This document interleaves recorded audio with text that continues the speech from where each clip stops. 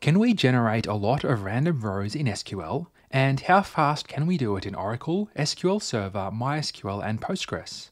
I'll show you several ways to do this and how long it takes in each database. Let's start with Oracle. We'll create a simple table and we'll generate a random number, a string, and a date. How do we generate this random data? In Oracle, it's all using a package called DBMS Random. To generate a number, we can use the value function to generate a decimal between 0 and 1. We'll multiply this by 1 million to find a random number between 1 and a million. Then we use floor to round it down to a whole number. For a random text value, we can use this string function. The first parameter is A, which is short for alphanumeric characters and a length of 20. For a date, we'll start with the date of the 1st of Jan 2000 and add a random number of days for the next 20 years. We can run this query and see the results, which show a result of the random functions. We can run it a second time and it generates another random value. You can get all of the code used in this video on my GitHub repository, which is linked in the description. How can we insert this data into our table? There are a few ways we can do it in Oracle. The first is using a stored procedure. This procedure takes a parameter for the number of times to run the code. We use a loop, and within the loop we insert the results of this select query. We run this and the procedure is created. Let's run it. We'll call this procedure with a parameter of 10, which will insert 10 rows. We run it and it has completed in 0.101 seconds. Alright, that was pretty quick. Let's start increasing the volume. We can generate 100 rows, which takes 0.067 seconds. We'll run it with 1,000 rows, and this takes 0.123 seconds. With 10,000 rows, it takes 0.5 seconds. Then, with 100,000 rows, it takes about 5 seconds. With 1 million rows, it takes about 38 seconds. Finally, with 10 million rows, it takes 394 seconds. We can see that for smaller numbers of rows it's pretty fast, but getting towards the 100k or 1 million mark, it starts taking longer. Also, one thing to know for this setup is that Oracle is running within a Docker container, as that's the only way it can be installed on a Windows computer at the moment. The other databases are all installed directly on the computer. This may be constraining the performance a little. Here is our first method, the stored procedure on Oracle. We'll add to this as we look at other methods and other databases.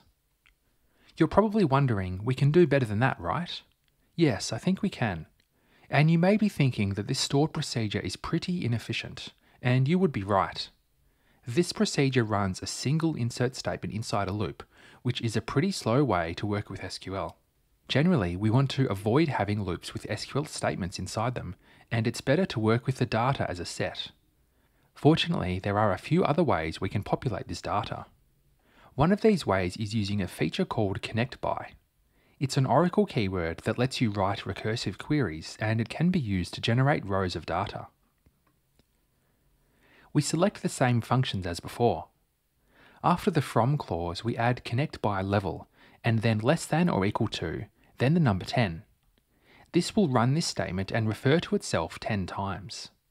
We run this and we can see 10 rows of data. So this number after the ConnectByLevel represents the number of rows returned. Let's add the insert keyword before this, then run it. We run it and it inserts 10 rows in 0.094 seconds. Let's increase the volume just like we did earlier. For 100 rows it takes 0.078 seconds. For 1,000 rows it takes 0.088 seconds. We run this for 10,000 rows and it takes 0.3 seconds. For 100,000 rows it takes about 2.5 seconds. For a million rows it takes about 21 seconds. Finally, for 10 million rows, we run this and get an out of memory error. I did a bit of research and found that this has hit the limit of available memory. We may be able to tweak the Docker settings to allocate more memory, but I won't in this example. Also, if this was running on a Linux operating system directly or on a server, we may not get this error. We can see it's quite a bit faster than the stored procedure approach. This is how it compares to the Oracle stored procedure approach. The lower volumes are comparable, but as the numbers increase, they are quite a bit faster. Another way we can do this is by using a recursive CTE. We can declare a common table expression which refers to itself and will generate a specific number of rows. It's similar to the connect by approach, and it's also possible in other vendors, so we'll see how Oracle handles it. We write a CTE here called dummy rows. We'll select the value of 1 and union all to this another query that selects from the dummy rows CTE, which means it is recursive. We add a where clause to check that the value is less than 10. Finally, we select the ID value from this dummy rows CTE. We can see 10 rows here. So we've got 10 rows of data. Let's use this to insert data into our table. We can run it and 10 rows are inserted, which takes 0.1 seconds. When we change this to 100 rows, it takes 0.086 seconds. 1,000 rows takes 0.1 seconds, then 10,000 rows takes 0.4 seconds, and 100,000 rows takes 3.4 seconds. For 1 million rows, it takes 26.5 seconds. And finally, for 10 million rows, it takes 315 seconds. Here's how this recursive CTE method compares to the other Oracle methods. We can see it's a little slower than connect by, but faster than the stored procedure. We're also able to generate 10 million rows, unlike the connect by method. I'll show a chart at the end of the video to see how all of the methods compare. If you want a quick reference guide for many common SQL commands and features, and stop forgetting the syntax for SQL, you'll love the SQL cheat sheets I created. Get your copy at the link in the description. Now, there's one final method we can try. Our CTE will show us a specific number of rows, but we don't need the recursive feature to do this. We can get a set of rows by querying from a large table. If we don't have a large table, we can actually get a lot of rows by querying 2 tables and using a cross join. Here is an example. We declare 2 CTEs, dummy rows A and dummy rows B. We select from a table called all_tab_cols and use fetch first to indicate we only want 10 rows from each of them. At the end, we select our random data from the first CTE and use a cross join to the second CTE. A cross join will join on all combinations of rows. This means it joins the 10 rows from the first CTE to the 10 rows in the second CTE and returns 100 rows, which is 10 by 10. We run this and see the results, which has 100 rows. To insert this, we add an insert statement before the with keyword and adjust the fetch first values so that the 2 numbers multiplied together will give us the row count. For 10 rows, we fetch 10 rows from one query and 1 from the other. We run this and the data is inserted in 1.2 seconds. This is a lot slower than the other approaches, and it may be because we're actually fetching rows from the database to generate a number of rows to insert. To insert 100 rows, we can change this query to get 10 because 10 by 10 is 100. We run this and it completes in 0.6 seconds. For 1000 rows, we add a 0 to one of these numbers and run the query, which takes about 1 second. We keep going like this for the higher numbers. For 10,000 rows, it takes 1 second. For 100,000 rows, it takes 2.8 seconds. For 1 million rows, it takes 21 seconds. And for 10 million rows, it takes 186 seconds. Here is how this CTE cross-join method compares. It's slower than the other methods with smaller numbers of rows, but as the volumes increase, it's comparable to the connect by method for 1 million rows, and it's about twice as fast as the next fastest method for 10 million rows. Those are all the methods we have for Oracle. So how do the other databases compare? Let's try it in SQL Server. We'll use the same table in all databases. The way to generate random data is a little different in SQL Server. For numbers, we use the rand function. We combine it with floor and multiply it by 1 million, just like we did with Oracle. For a string, it's a little more complex. We'll start from the middle. The hash bytes function will use a hashing function on a provided value. The first parameter is MD5, which is the type of algorithm. The second parameter is the rand function, but then converted to a string. This will generate an MD5 result of a random number. Then we have the convert function, which converts this MD5 to a string. Finally, we have the substring function, which gets the first 20 characters, as that's all we need for this video. That's our random text value. For the date, we follow a similar approach to Oracle.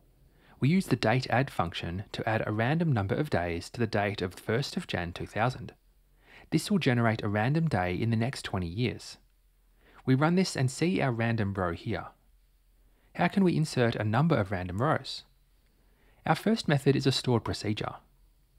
We create a new procedure that takes the number of records to insert as a parameter. We use a while loop to run some code a specific number of times. The code we run is an insert statement to insert into the table. Then we increase the loop counter. We run this and the procedure is created. Let's call the procedure.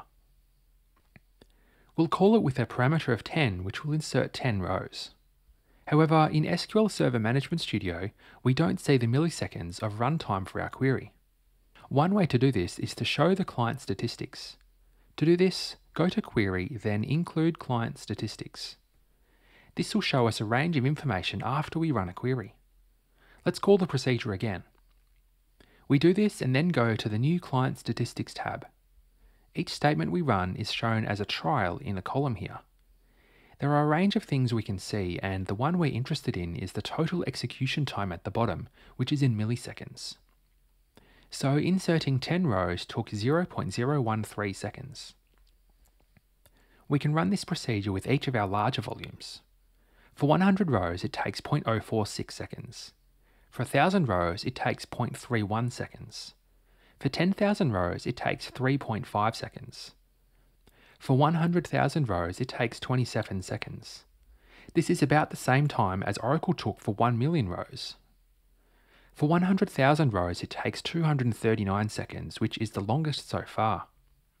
For 10 million rows, it takes 1,673 seconds, which is about 27 minutes. Here is how the SQL Server Stored Procedure method compares.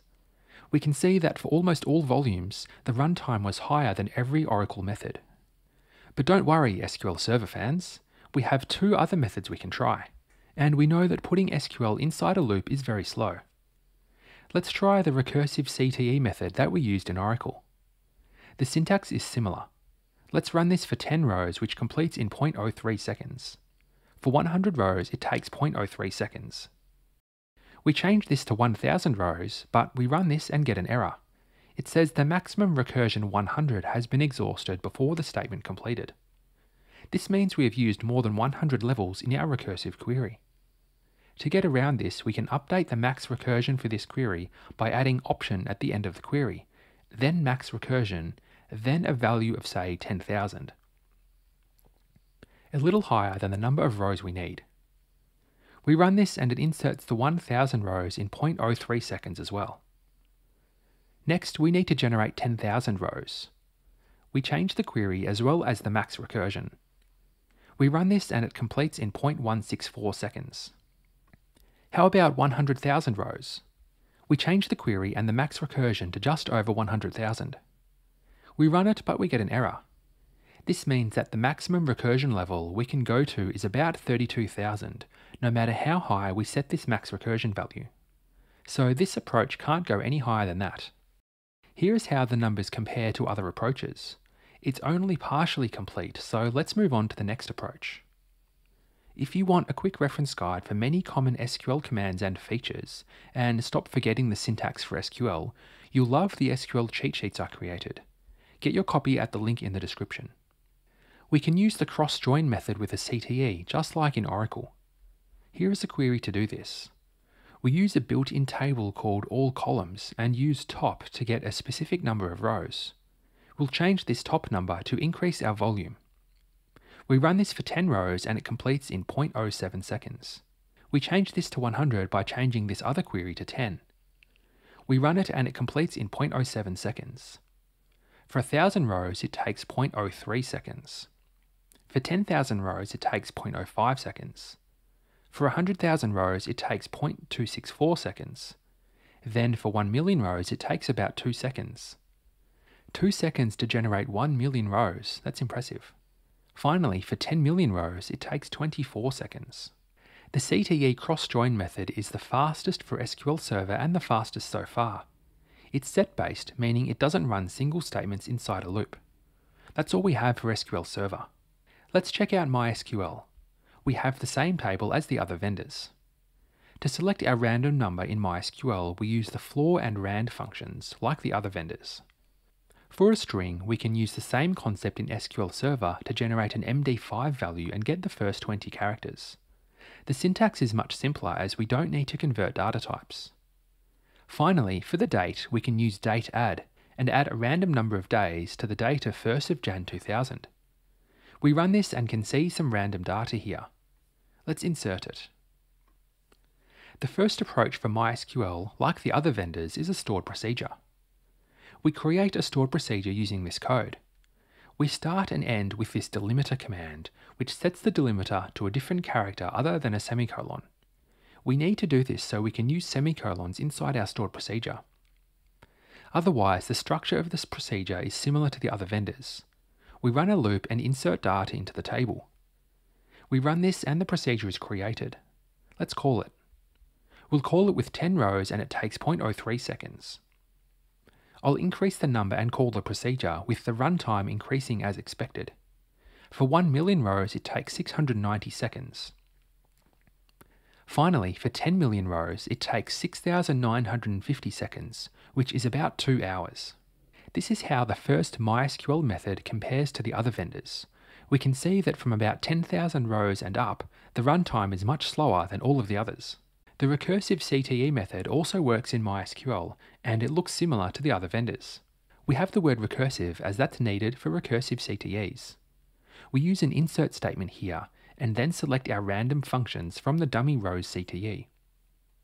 We run this for 10 rows and it completes in 0.016 seconds. For 100 rows, it completes in 0.016 seconds as well. For 1,000 rows, it completes in 0.031 seconds. We run this for 10,000 rows, but we get an error message. It says the recursive query was aborted after 1,001 iterations and suggests increasing this value. This is a session parameter that we can change. Let's increase this so we can insert more rows. I'll set it to 10,000,001 so that our insert of 10 million rows works. We do this and it is successful. Let's go back to inserting data. 10,000 rows are inserted in 0.156 seconds. Then 100,000 rows are completed in 1.1 seconds.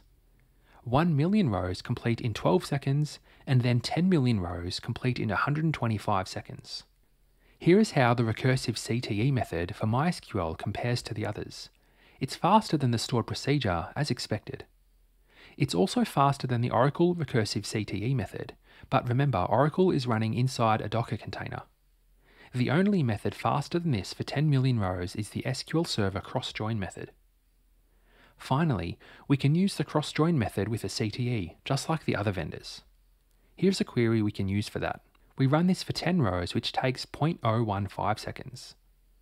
Just like the other vendors, we can change either of these limit numbers to set the number of rows we want. We keep increasing these values and the runtime increases, all the way up to 1 million rows, which completes in 12 seconds.